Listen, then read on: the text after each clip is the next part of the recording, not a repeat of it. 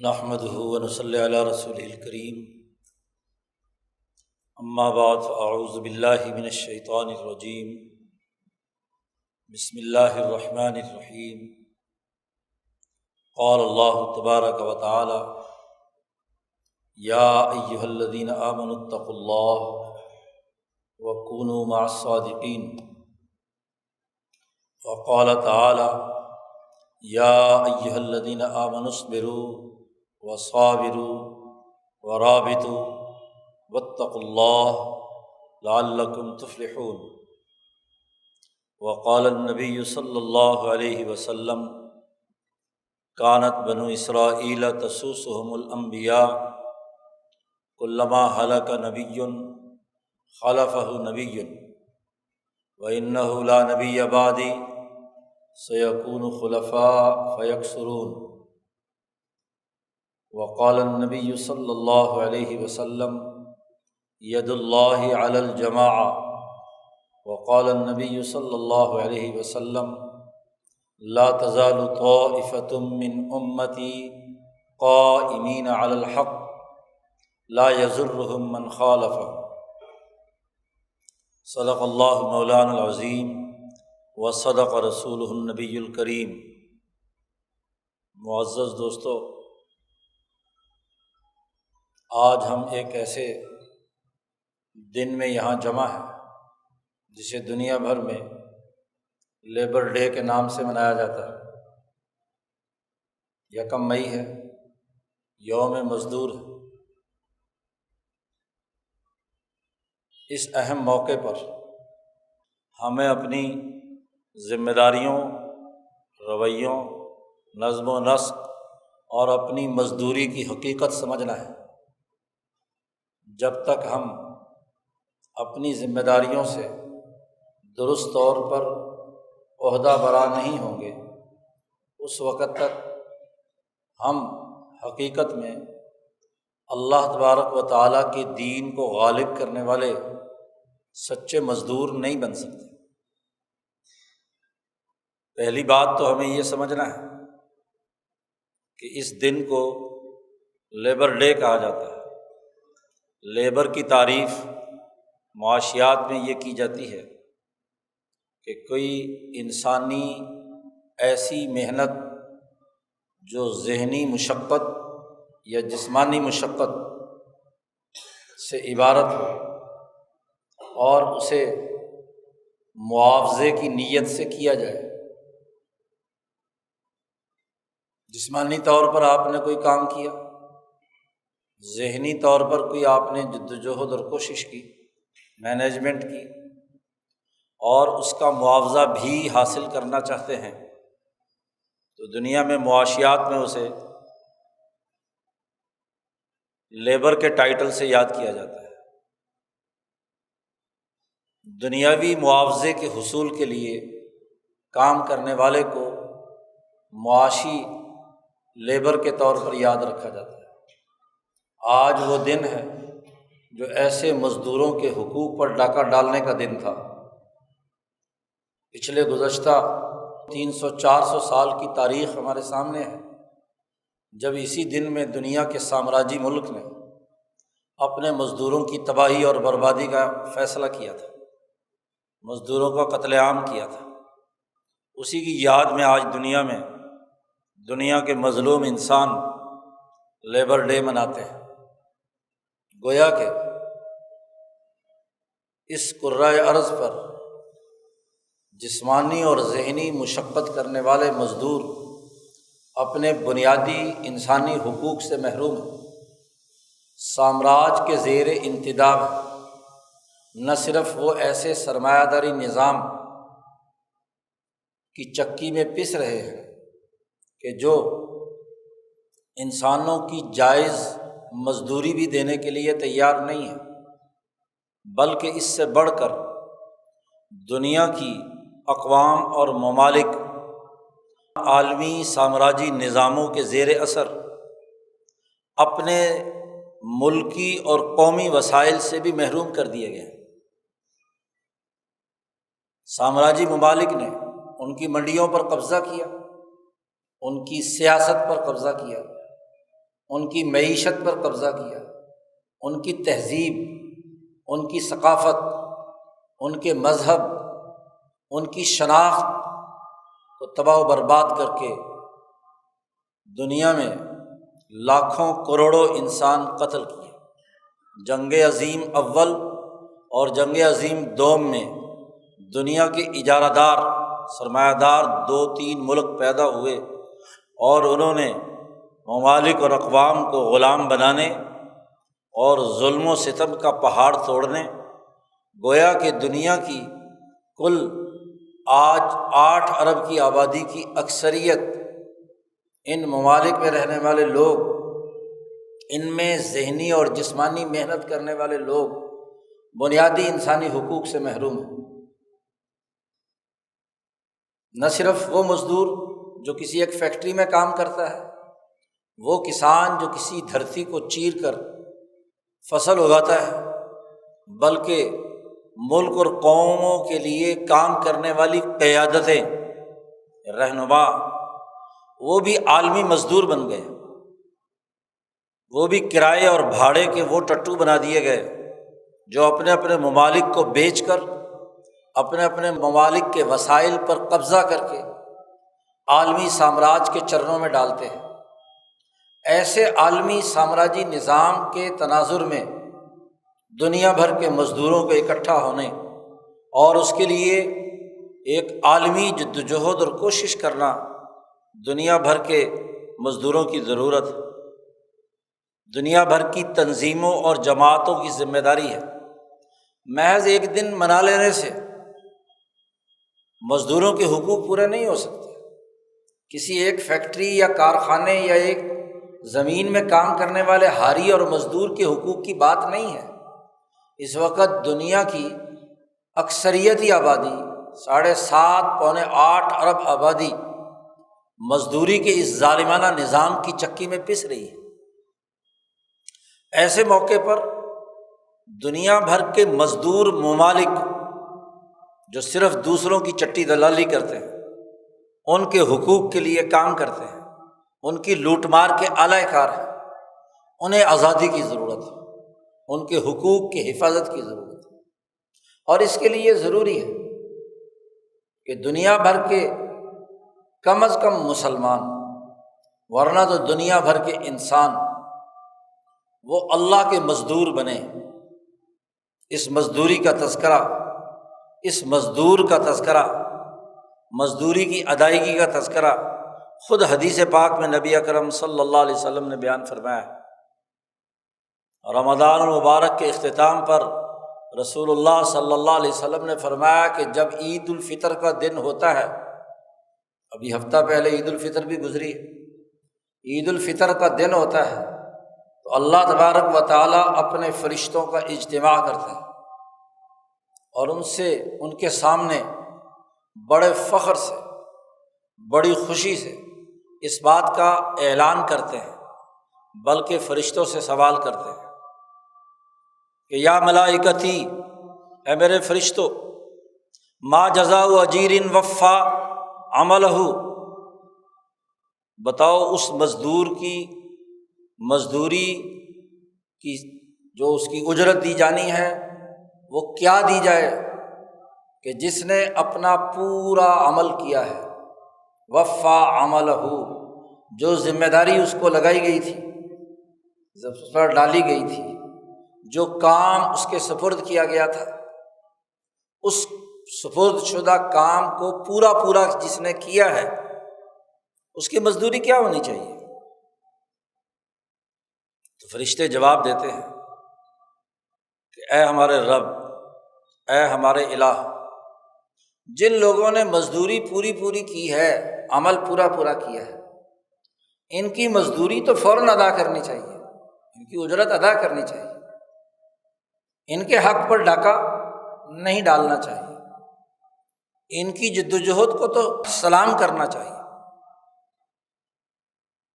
اللہ تبارک و تعالیٰ پوچھتے ہیں کہ ان کی مزدوری کیا ہونی چاہیے بھائی؟ کیا کہتے ہیں یہ لوگ آج کے اس عید کے دن میں؟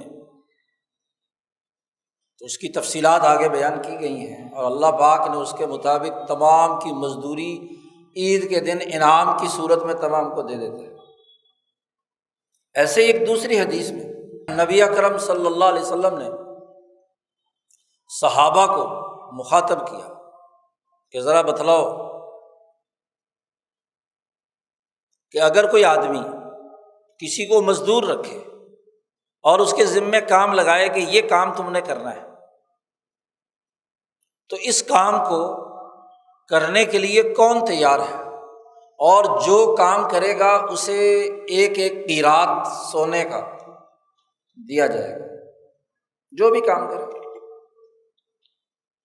کام کیا ہے؟ ملت ابراہیمیہ حنیفیہ کی دعوت پھیلانا اور اس کو دنیا میں غالب کرنا، یہ تمہارے ذمے کام ہے۔ تو سب سے پہلے موسیٰ علیہ السلام کی قوم یہودیوں نے کہا کہ ہم کام کریں گے، ہم مزدوری کرنا چاہتے ہیں کہ ابراہیم علیہ السلام جو دعوت حنیفیت لائے ہیں، اس دعوت حنیفیت کے فروغ اور پھیلاؤ کے لیے ہم کام کرنے کو تیار ہیں۔ اللہ نے کہا ٹھیک ہے، کرو، تمہاری ذمہ داری یہ ہے کہ اس کو دنیا بھر میں غالب کرنا ہے، اس کا نظام بنانا ہے، یہ تمہارا عمل ہے۔ اس عمل کا تمہیں ایک قیراط سونے کا تمہیں دیا جائے گا۔ انہوں نے کام شروع کیا، جد و جہد اور کوشش کی، صبح سے لے کر دوپہر تک، لیکن کام جس اعلیٰ معیار پر ہونا چاہیے تھا اس مزدور نے پوری مزدوری یہودیوں نے نہیں کی، یا کی تو ادھوری تھی۔ اللہ میاں نے کہا لو جی تم پورا کام نہیں کر سکے، یہ پیسے لو اور تم فارغ ہو۔ اور کون ہے بھائی جو یہ کام کرے گا؟ تو عیسیٰ علیہ السلام کے ماننے والی جماعت عیسائیوں نے کہا، نصارہ نے کہا کہ ہم کریں گے، اگلا مرحلہ تمہارا ہے کام کا۔ ظہر سے عصر تک عیسائیوں نے کام کیا اور انہوں نے بڑی جد و جہد اور کوشش کی، اور جتنا کام ان کے سپرد تھا وہ کیا۔ کاموں کی تقسیم ہوتی ہے نا، جو کام موسوی جماعت کے ذمے تھا اس نے صبح سے دوپہر تک میں کیا، اور جو کام عیسوی جماعت کے ذمے تھا اس نے ظہر سے عصر تک کیا۔ عصر کے وقت تک کام پورا نہیں ہوا، انہوں نے کہا تمہاری بھی چھٹی، تمہارا کام مکمل ہو گیا، لو پیسے لو اور جاؤ۔ پھر اللہ میاں نے انسانوں سے پوچھا بھی اور کون مزدوری کے لیے تیار ہے؟ انہوں نے کہا کہ جی ہم وہ لوگ جو محمد مصطفیٰ صلی اللہ علیہ وسلم پر ایمان لانے والے ہیں، محمدیین، مسلمان۔ تو انہوں نے ذمہ داری قبول کر لی۔ اللہ میاں نے کہا لو یہ گھوڑا، یہ میدان، کرو کام۔ شرط یہ ہے کہ اس دعوت حنیفیت کو دنیا بھر کے تمام انسانوں میں غالب کرنا ہے۔ انہوں نے عصر سے لے کر مغرب تک کام کیا اور پوری دنیا میں دین غالب کر دکھایا۔ تو اللہ نے انہیں دو دو قیراط دے دیا، ایک کے بجائے، مزدوری تو طے ہوئی تھی ایک، تو دو دو دے دی۔ اب یہودیوں اور عیسائیوں نے اللہ میاں سے کہا کہ اللہ میاں بھائی ہم نے زیادہ وقت کام کیا، ظہر سے، فجر سے لے کر اور ظہر تک، اور ظہر سے لے کر عصر تک، اور ان محمدیوں نے تو صرف تھوڑی دیر کام کیا، عصر سے لے کر مغرب تک۔ کام ہم نے زیادہ کیا اور مزدوری ان کو آپ نے دو دو دینار دے دیے، ہمیں ایک ایک دیا۔ اللہ پاک کہیں گے بھائی یہودیوں اور عیسائیوں سے کہ یہ بتاؤ کہ تم سے جو مزدوری طے ہوئی تھی کیا میں نے اس میں کوئی کمی کی؟ تم سے ایک ایک قیراط طے ہوا تھا اور وہ تم نے کام کیا، میں نے تمہیں ایک ایک قیراط دے دیا۔ باقی رہی بات کہ میں نے ان کو دو دیے ہیں، ایک تو اس لیے کہ انہوں نے کام پورے غلبے کے ساتھ پوری دنیا میں غالب کر دیا، ایک بات۔ دوسری بات یہ ہے کہ مزدور کو مزدوری دینے کے بعد اگر وہ کام بڑا ہی پرفیکٹ کرے تو پھر اسے کچھ انعام بھی دیا جاتا ہے۔ تو میری مرضی، میں نے دے دیا جی، ان کو میں نے دوسرا ایراد بھی دے دیا اس لیے کہ کام پورا ہو گیا۔ تو محمد مصطفیٰ صلی اللہ علیہ وسلم کی امت پر جب سے حضور صلی اللہ علیہ وسلم دنیا میں آئے ہیں قیامت تک کا دورانیہ ہے، اور اگر دنیا کی 8-10 ہزار سال کی معلوم تاریخ اٹھائی جائے تو یہ عصر سے مغرب تک ہی بنتا ہے، اس سے زیادہ نہیں بنتا جی۔ تو مسلمان کی ذمہ داری ہے اللہ کی مزدوری کرنا۔ دنیا میں مزدور دنیاوی معاوضے کے بدلے میں محنت کرتا ہے، اس لیے معاشیات کی اصطلاح میں اسے لیبر کہا جاتا ہے۔ لیکن ایک ایسا مزدور بھی ہے جو اپنی مزدوری دنیا میں نہیں لینا چاہتا۔ خود انبیاء علیہم السلام بھی اللہ کے مزدور ہیں، قرآن نے کہا ہے، اور وہاں ہر نبی نے یہ بات کہی اللہ کے سامنے کہ وما اسألکم علیہ من اجر ان اجریہ الا علی اللہ، کہ میں تم سے کوئی مزدوری نہیں مانگتا، کوئی اجرت نہیں مانگتا، میرا اجر، میری مزدوری تو اللہ کے ذمے ہے، تم انسانوں سے میں کوئی معاوضہ نہیں لینا چاہتا، تمہارے لیے میرا کام فری ہے۔ تم دنیا کی اصطلاح میں ایسے مزدور کو مزدور کہو یا نہ کہو، لیکن ملکوتی نظام میں، ملت ابراہیمیہ حنیفیہ میں، جو ملت حنیفیت کی دعوت دینے والے ہیں وہ اللہ کے مزدور ہیں۔ تو اب ان مزدوروں کی ذمہ داری ہے کہ وہ اپنی سوسائٹی میں دین کو غالب کرنے کے لیے کردار ادا کرے، مزدوروں کے حقوق کے لیے، انسانیت کے لیے، دین حق کو غالب کرنے کے لیے، دعوت حنیفیت کو دنیا میں پھیلانے کے لیے۔ چنانچہ یہ دعوت حنیفیت کیا ہے اور یہ مزدوری کیسے سر انجام پائے گی، یہ وہ اہم سوال ہے جو آج ہمارے دماغوں میں اتنا پختہ اور پیوست ہو جائے کہ یہ تصور آپ کے دماغ سے کھرچ کر نہ پھینکا جا سکے۔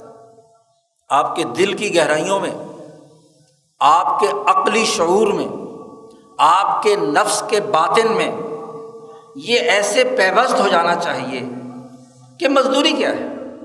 دیکھیے بڑی بڑی بنیادی سی بات ہے، مزدور کے ذمے ہم جب کام لگاتے ہیں تو کام کی نوعیت واضح کرنا ذمہ داری لگانے والے کا فریضہ ہے کہ کام کیا ہے، کام کی نوعیت کیا ہے، اور اس ذمہ داری کو ادا کیسے کرنا ہے، اور آخری ہدف کیا ہے، اس سے نتیجہ کیا حاصل کرنا چاہتے ہیں، نتائج کیا پیدا کرنا چاہتے ہیں۔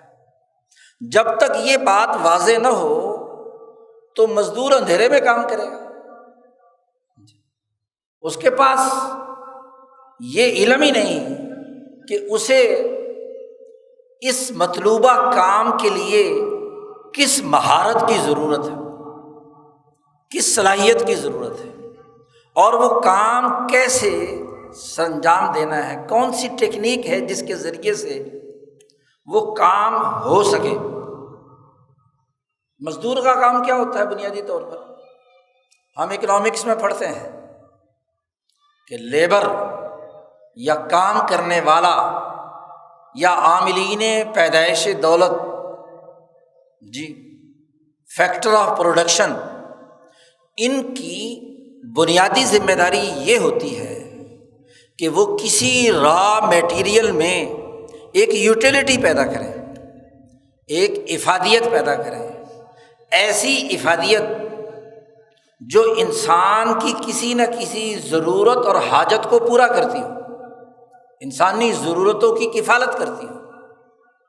مثلاً مکان بنایا جائے جو رہنے کے قابل ہو، مثلاً کپڑا بنایا جائے جس سے لباس تشکیل دیا جا سکے، کھانا تیار کیا جائے جس سے بھوک مٹائی جا سکے، وغیرہ وغیرہ۔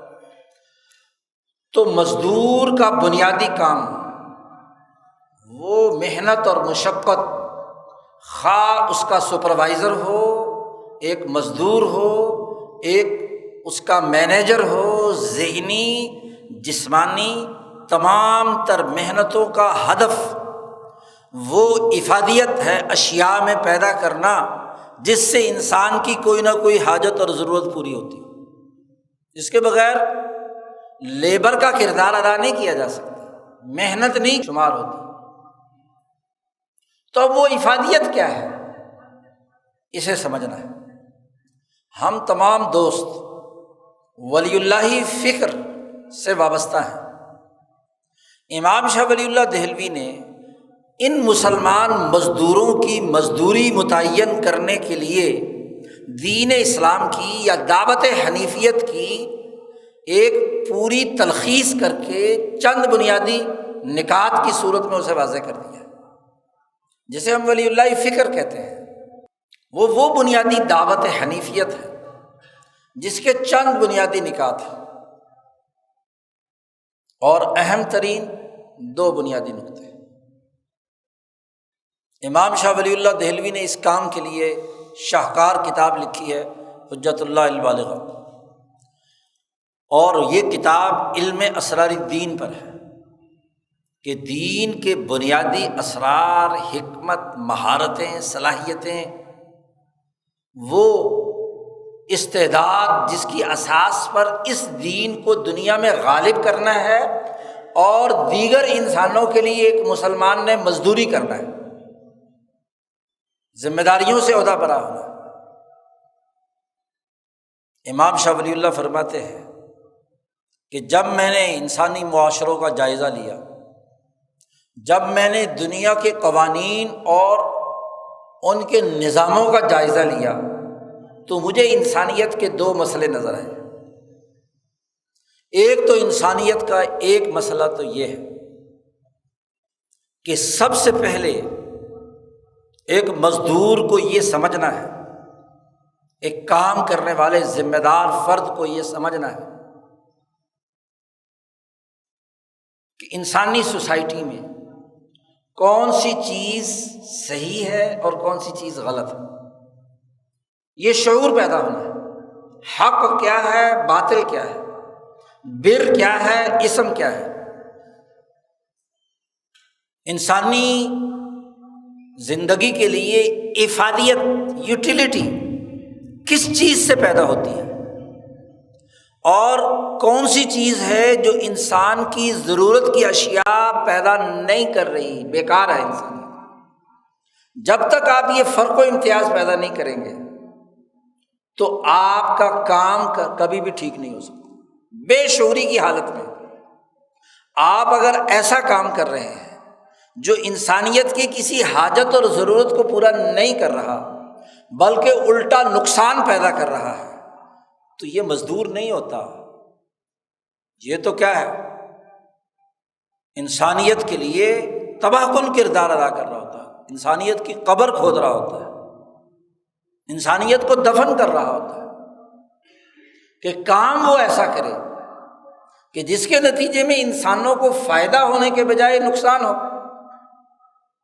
اور وہ نقصان نفس انسانی کے لیے، عقل انسانی کے لیے، قلب انسانی کے لیے ہو،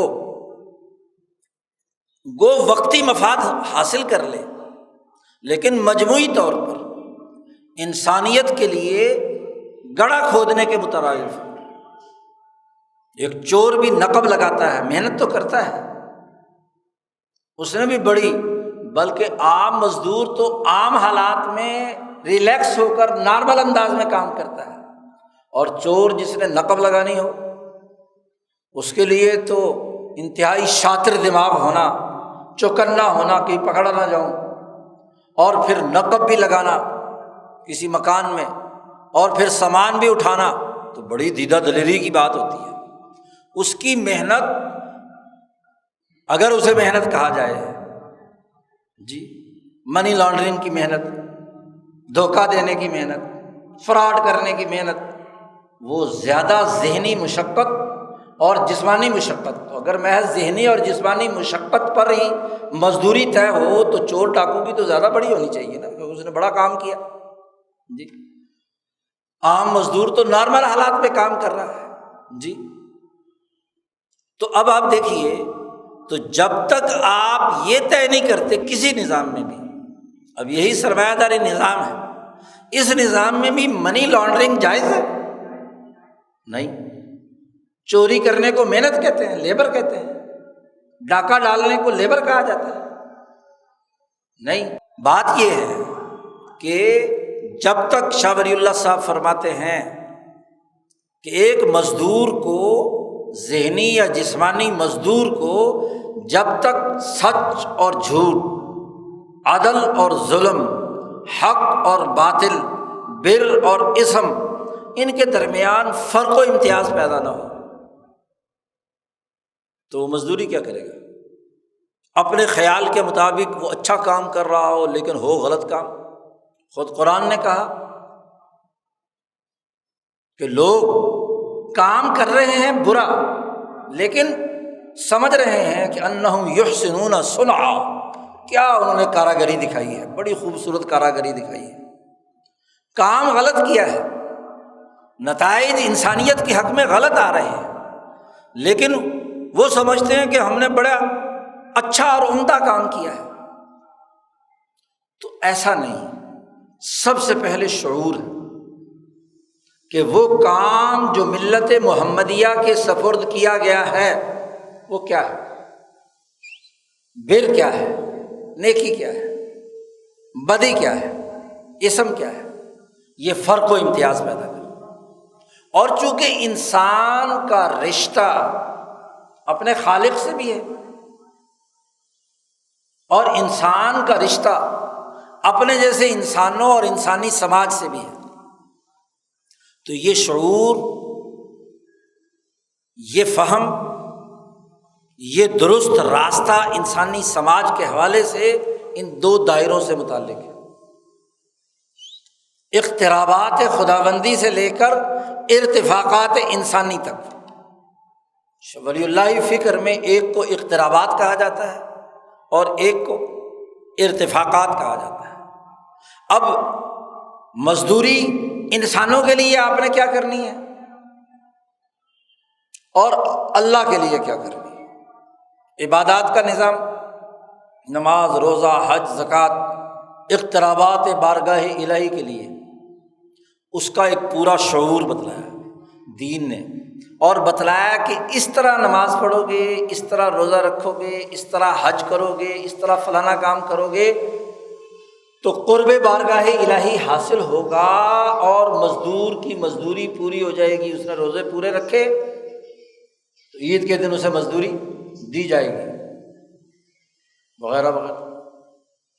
اسی طرح ارتفاقات، کہ تمہارا انسانوں سے رشتہ ارتفاقات کے دائرے میں صحیح ہوگا، تم بحیثیت باپ اولاد کی پرورش صحیح کرو گے، بحیثیت شوہر بیوی کے ساتھ تمہارا رویہ البر پر مبنی ہے یا الاسم پر مبنی ہے، تمہارا ارتفاق ثانی، تمہاری خرید و فروخت، تمہارا لین دین، تمہاری تنظیم، ارتفاق ثانی کے ذیل میں آتی ہے تنظیم، تمہارا نظم و ضبط، تمہاری اجتماعی سرگرمیاں، تمہاری پارٹی، وہ صحیح اصول پر ہوگی، بر پر ہے یا غیر ذمہ دارانہ رویہ۔ شوہر ہے غیر ذمہ دار ہے، گھر کے بارے میں کچھ نہیں، باپ ہے اولاد کے بارے میں غیر ذمہ دار ہے، اولاد ہے اپنے خاندان اور اپنے سوسائٹی کے لیے غیر ذمہ دار ہے، تو الاسم ہے جی، غلط راستے پر ہے، اس کی ساری محنت اکارت گئی ہے۔ اور پھر فرمایا کہ تم میں سے ہر ایک ذمہ دار ہے، کلکم راعٍ وکلکم مسئول عن رعیتہ حتی المرأۃ راعیۃ فی بیت زوجہا وہی مسئولۃ عنہ۔ گھر کے سربراہ نے، ایک کاشتکار نے، ایک دکاندار نے، ایک کسی انجمن اور تنظیم کے ذمہ داروں نے، کس نے اپنی ذمہ داری یعنی مزدوری صحیح طریقے سے کی اور کس نے نہیں کی، اس سے سوال کیا جائے گا۔ یہ نہیں ہے کہ من مرضی کرتے رہو، غلط کام کرو اور تمہارا اسے کوئی پوچھ اور سوال و جواب نہ ہو، ایسا نہیں ہے۔ بھائی مسئولت نہ ہو جی۔ اسی طرح آپ دیکھیے قومی نظام، سیاسی ملکی نظام، اس کی ضروریات ہیں، اس کے معاملات ہیں، وہ عدل پر مبنی ہے یا ظلم پر؟ مقننہ انتظامیہ عدلیہ کسی ریاستی نظم و نسق کے 3 بڑے بنیادی ستون ہیں جن کا کام ہے سوسائٹی کی تمام جماعتوں، قبیلوں، افراد اور ذیلی تنظیموں کی سرپرستی کرنا، نگرانی کرنا، رہنمائی دینا، ان کے لیے قوانین بنانا، ان قوانین کی روشنی میں انتظامی نظم و نسق قائم کرنا اور اس کے چیک اینڈ بیلنس کے لیے عدالتی اختیارات استعمال کرنا۔ ارتفاق ثالث، یہ ایک جج کی مزدوری ہے، یہ ایک سیاستدان کی مزدوری ہے، ایک انتظامی افسر کی مزدوری ہے، اس کی ذمہ داریاں بیان کی ہیں۔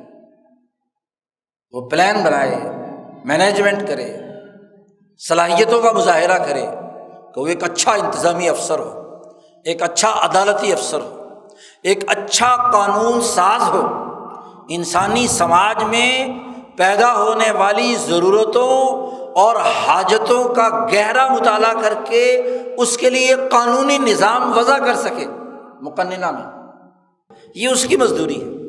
ایسے ہی بین الاقوامی نظام جس میں ممالک گویا کہ افراد کی نوعیت رکھتے ہیں، تو بین الانسانی حقوق کے لیے بین الاقوامی نظام نے کیا کردار ادا کیا؟ اتفاق رابع،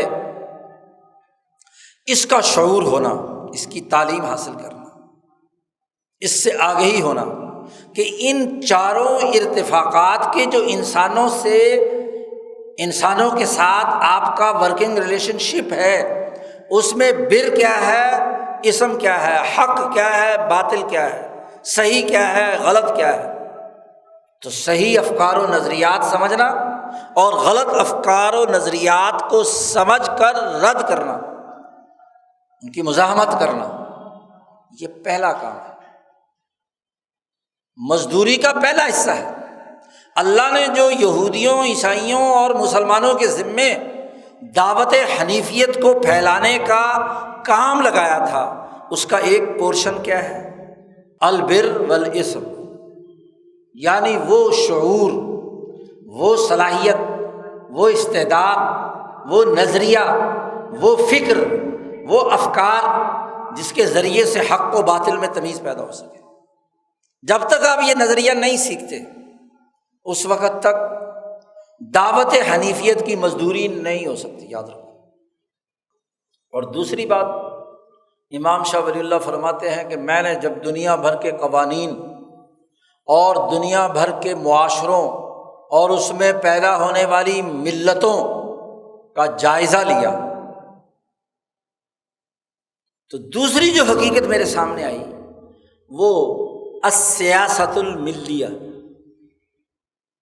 ہر ملت کی ایک سیاست ہوتی ہے، اس فکر اور نظریے کا عملاً نظام قائم کرنا، اس کا پریکٹیکل وجود میں لانا، یہ دوسرا اہم ترین کام ہوتا ہے سیاست ملیہ۔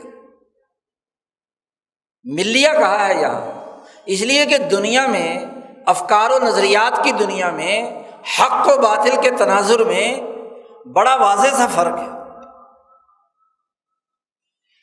ایک ملت وہ ہے، میں اپنے جمعے کے خطبوں میں بار بار اس بات کا تذکرہ کرتا ہوں تاکہ یاد ہو جائے جو لوگ سنتے ہیں، کہ وہ جو اپنی دنیا کا نظام، مزدوری کا نظام، سیاست کا نظام، عدالت کا نظام صرف دنیاوی مادی وسائل اور مادی ضرورتوں کے تناظر میں وضع کرتے ہیں، جن کو طبیعیین کہا جاتا ہے، ملت طبیعیین، اور ایک وہ ہیں جو علم نجوم کی اساس پر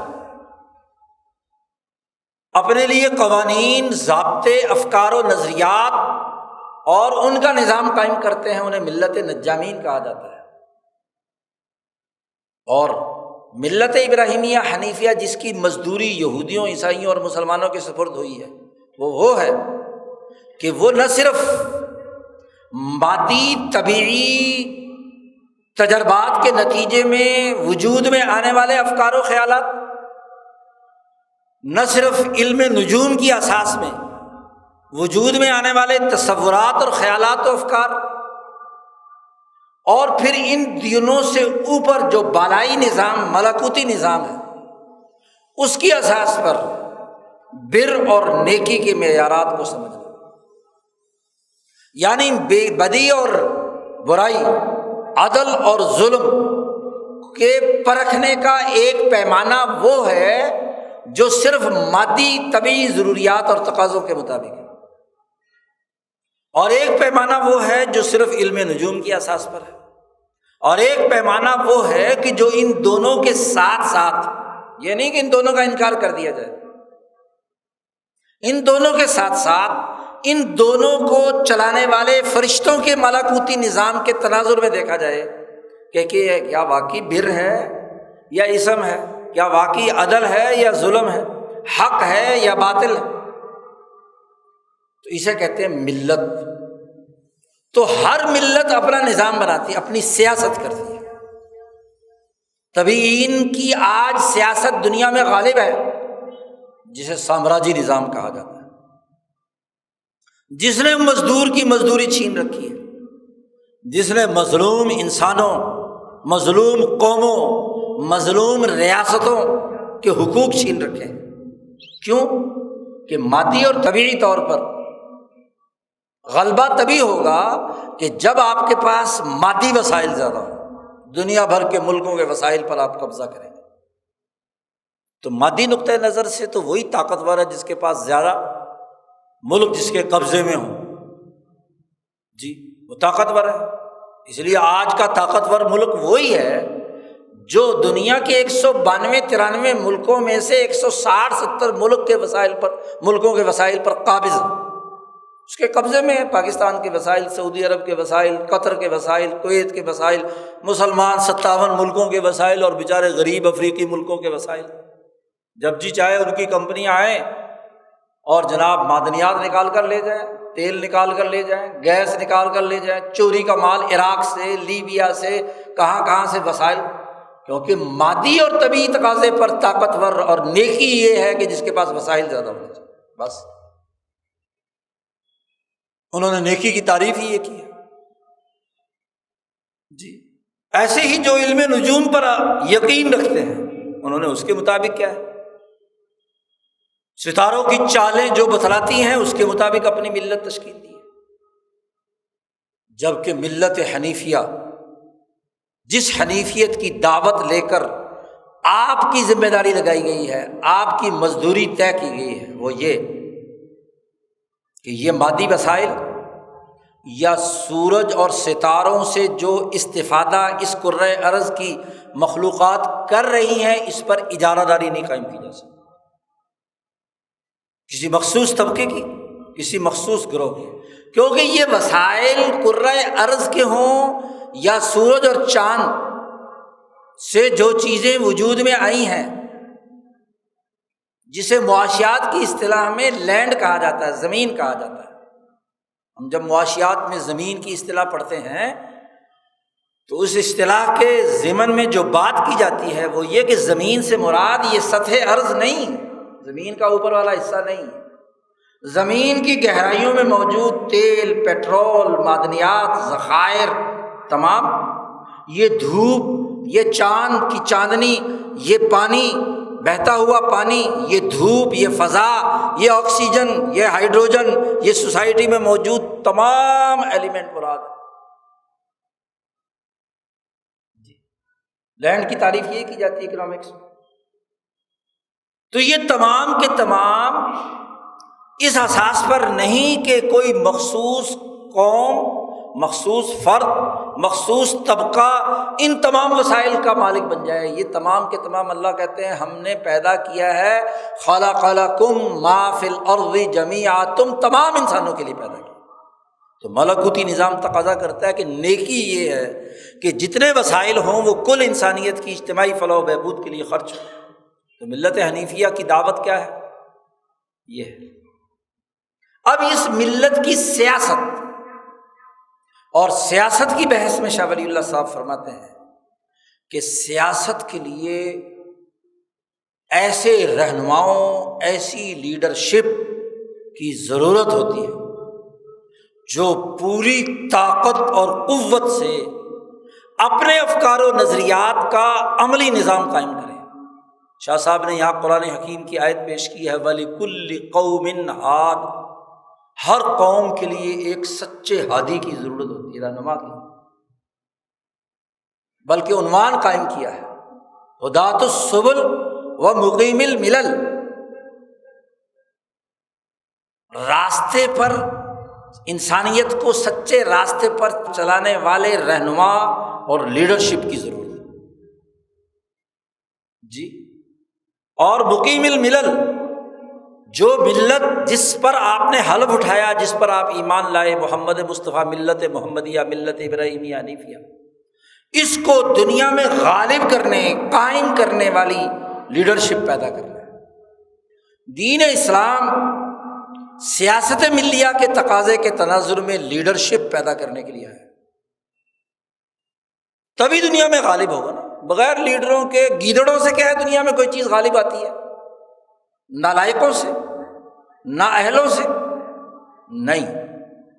اور لیڈرشپ انسانوں کی ہو اور ان لیڈروں کی جماعت ہو، ید اللہ علی الجماعہ، اللہ کا ہاتھ ہے انسانی جماعت پر، جس جماعت میں ہر طرح کے لوگ ہیں، ہر فرد ان میں سے رہنمائی کی صلاحیت رکھتا ہے، اپنے مفوضہ کام کی مہارت رکھتا ہے، اپنی ذمہ داریوں کو سمجھتا ہے، اپنے نظم و نسق کو سمجھتا ہے،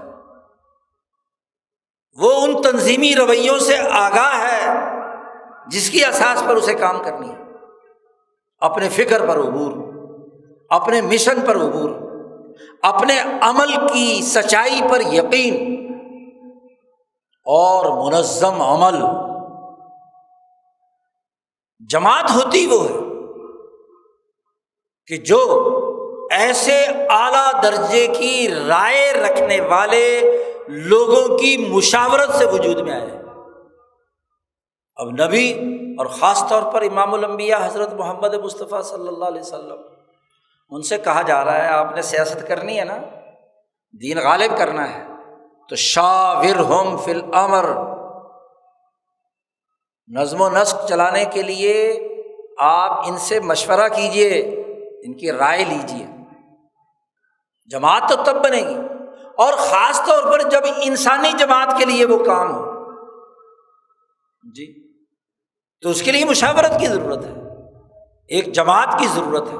تو جماعت فیصلہ کرے کہ یہ کام کرنا ہے، اور جماعت نظم و ضبط اور ڈسپلن سے پیدا ہوتی ہے۔ دنیا میں سب سے اعلیٰ تنظیم اور جماعت صحابہ کی ہے، جو محمد مصطفیٰ صلی اللہ علیہ وسلم نے بنائی، اور انہوں نے عصر سے لے کر مغرب تک کام کیا، اور لیظہرہ علی الدین کلہ، 40 سال ہیں صرف، 10 سال رسول اللہ صلی اللہ علیہ وسلم کے، اور اگر آپ کے 23 سال کو ساتھ شامل کر لو تو 50-60 سال، بس 50-60 سال، 8000 سال کی تاریخ میں بہت تھوڑا سا وقت ہے نا۔ نمونے کی جماعت ہے جی۔ وہ جماعت کیسے تیار ہوئی؟ ایک ایک فرد کو دعوت دے کے، دار ارقم میں بیٹھ کر رسول اللہ صلی اللہ علیہ وسلم نے ہر باشعور فرد کو دعوت دی ہے، ایک ایک باشعور فرد اس کے گھر میں، پہاڑوں میں، دروں میں، خفیہ طور پر دار ارقم میں۔ اللہ کا گھر موجود ہے، بیت اللہ الحرام، لیکن سچی بات وہاں کرنا منع ہے جی۔ دار ارقم میں بیٹھ کر دعوت دے رہے ہیں، اور پھر دلیر اور بہادر لوگوں کی جماعت جیسے جیسے بڑھنا شروع ہوئی، عمر فاروق مسلمان ہوئے تو انہوں نے کہا یا رسول اللہ ہم یہاں بس کمروں میں بیٹھ کر باتیں کریں گے، چلو میدان میں گئے۔ بیت اللہ الحرام میں ابن عمر رضی اللہ تعالیٰ عنہما اس کی تفصیل بیان کرتے ہیں کہ کیا ہوا ان کے ساتھ۔ 13 سال مکہ مکرمہ میں دعوت حنیفیت کے لیے مزدوری کی، وہ ابو ذر غفاری ہوں، عمر بن الخطاب ہوں، ابو بکر صدیق ہوں، مصیبتیں اور مشقتیں برداشت کی، یاسر ہوں، عمار ہوں، صہیب ہوں، اور پھر مدینہ منورہ جا کر چیلنج درپیش ہوتا ہے۔ نبی ہیں اللہ کے، اللہ نے حکم دیا ہے کہ جو بھی لڑو، تو کہہ دیتے سب کو 313 کو بدر میں کہ چلو جی اللہ نے کام کہا ہے چلو جنگ لڑنے کے لیے، نہیں، سب کو بلایا، 3 دفعہ مشورہ کیا ہے، 3 دفعہ مشورہ کیا ہے، مہاجرین سے الگ، انصار سے الگ، ان کے 2 قبیلے اوس اور خزرج سے الگ الگ، ان سے پوچھا کیا خیال ہے، جس قافلے کے لیے ہم آئے تھے وہ تو جا چکا، صورتحال بدل گئی نا، مدینہ سے نکلے تو ہدف کوئی اور تھا، ابو سفیان کا قافلہ، بدر کے قریب پہنچے تو صورتحال بدل گئی، ابو سفیان تو نکل کر مکہ چلے گئے اور ابو جہل کا لشکر میدان میں آ گیا، 1000 آدمی، 313 کی تیاری 70 آدمیوں کے مقابلے میں تو بالکل ٹھیک تھی۔ ابو سفیان کے قافلے میں کتنے آدمی تھے؟ 70، اور حضور کے ساتھ 313 تھے، تو مینجمنٹ تو اس حوالے سے تو درست تھی، لیکن چیلنج کیا درپیش ہوا؟ وہ 70 آدمیوں کا قافلہ تو نکل گیا جس کے پاس مال وال بھی تھا، اور اب صرف لڑاکا فوج 1000 اس کا مقابلہ ہے۔ تو حضور نے پوچھا ہاں بھی کیا ارادے ہیں، لڑنا ہے یا واپس جانا ہے؟ جس کے لیے آئے تھے وہ تو نکل گیا۔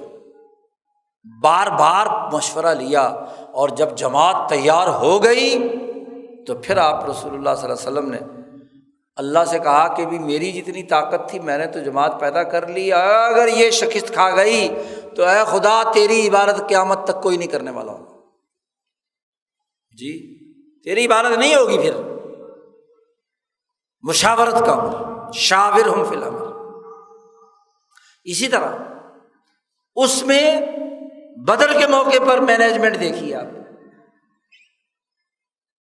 اس سے پہلے فوجی جنگیں لڑائیاں ہوتی تھی، ہجوم سے ٹکراتا تھا، جتنا جس کا ہجوم بڑا ہوتا تھا وہ کسی نے کسی کا سر پھوڑا، کسی نے کچھ کیا، کسی نے کچھ کیا، کسی نے لوٹ مار کی۔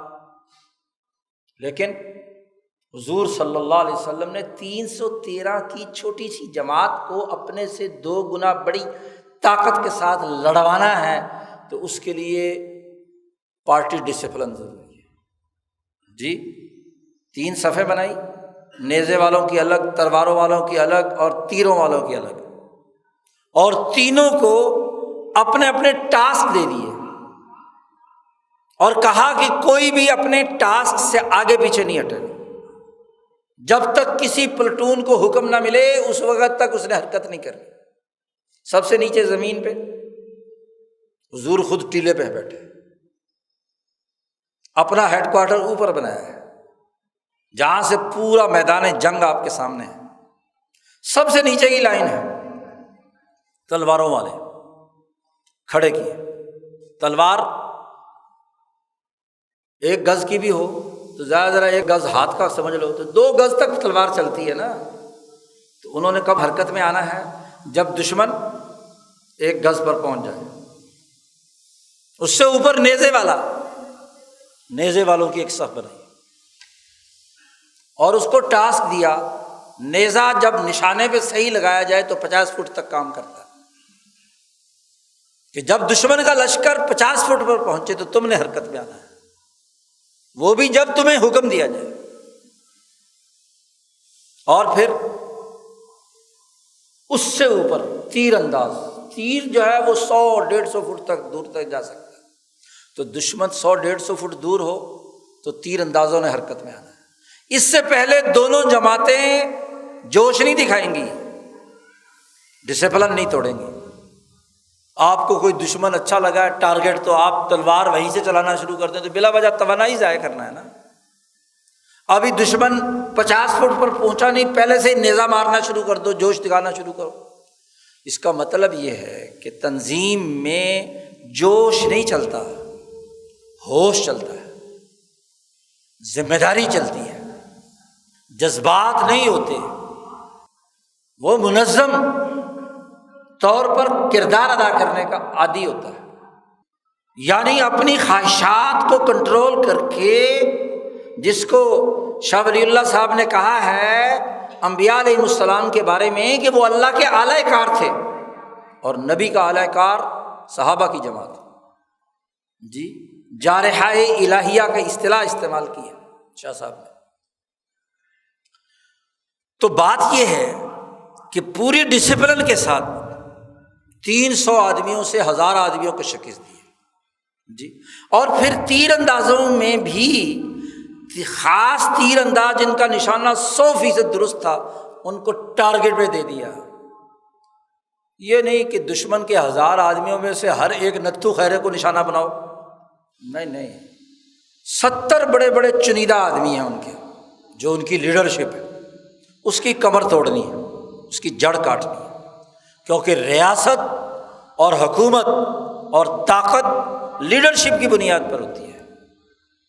تو ان کی لیڈرشپ کو ٹارگٹ کرنا ہے بس، دشمن کی۔ بہت سارے تھے جو مکے کے مشرکوں کے ساتھ ویسے ہی گھسٹ کر آئے گئے تھے، انہوں نے کہا چلو جی باقی نکل رہے ہیں تو چلو تم بھی نکلو۔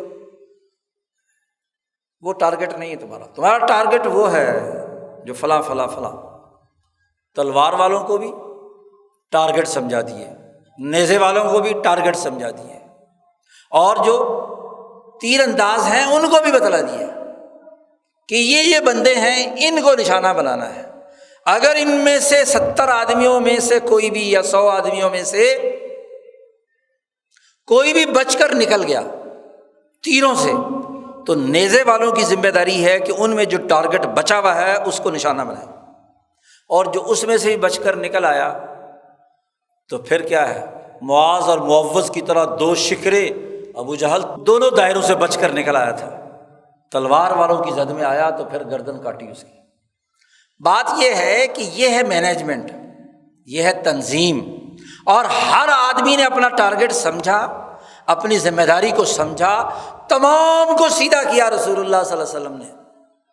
حتیٰ کہ جب غزوہ بدر کے موقع پر صف بندی کروا رہے تھے تو ایک آدمی جس کا پیٹ تھوڑا سا بڑا تھا، وہ جب یوں کھڑا ہوا تو پیٹ باہر نکلا ہوا تھا، تھوڑا سا پاؤں بھی آگے تھے، تو حضور صلی اللہ علیہ وسلم کے ہاتھ میں چھڑی تھی، آپ نے اس کے ننگے پیٹ پر مار کر کہا پیچھے ہٹو، سب سیدھی کرو۔ آگے پیچھے ذرا سا بھی ہو تو ٹارگٹ میں فرق پڑ سکتا ہے۔ میدان جنگ کے اندر دشمن تو ادھر بھی ہے، ادھر بھی ہے، ادھر بھی ہے، اگر اپنا ہی بندہ ساتھ آگے کھڑا ہوا ہے تو پھر آپ نیزہ کیسے ماریں گے؟ آپ تو ایک لائن میں ہونے چاہیے نا جی، صف تو سیدھی ہونی چاہیے۔ تو صف سیدھی کی، ان کو طریقہ کار سمجھایا جی۔ اب جنگ تنظیم سے لڑی جاتی ہے۔ اس دور کا سامراج، اس دور کا سرمایہ دار، اس دور کا فرعون ابو جہل، اور اس کے مقابلے میں آپ نے رہنما پیدا کیے، صحابہ کی جماعت میں بڑے بڑے رہنما پیدا کیے، ابو بکر، عمر، عثمان، عشرہ مبشرہ، بدریین۔ اور یہ بدریین کو اسی لیے رضی اللہ عنہم ورضوا عنہ اللہ نے زندگی میں کہہ دیا کہ انہوں نے قیادت اور رہنمائی کا شاندار مظاہرہ کیا، ڈسپلن کا سب سے زیادہ شاندار مظاہرہ انہوں نے کیا، اس لیے ان کے رہنما قرار پائے بدریین۔ یہ واقعہ وہ غزوہ احد ہے، جنگ لڑنی ہے، چیلنج درپیش ہے، مکے کی طاقت، اب ہم مکہ مدینہ پر حملہ آور ہوئی ہے تو کیسے کیا جائے؟ مشورہ کیا، سب سے رائے لی، اس رائے کے مطابق عمل کیا۔ اس کا مطلب یہ ہے کہ نبی اکرم صلی اللہ علیہ وسلم نے فرمایا کہ جماعت بغیر مشاورت کے نہیں ہوتی، لا جماعت الا بمشورۃ، لا خلافت الا بجماعت، ولا جماعت الا بمشورۃ۔ کوئی حکومت بغیر پارٹی کے نہیں ہو سکتی، اور کوئی پارٹی بغیر مشورے کے نہیں ہو سکتی۔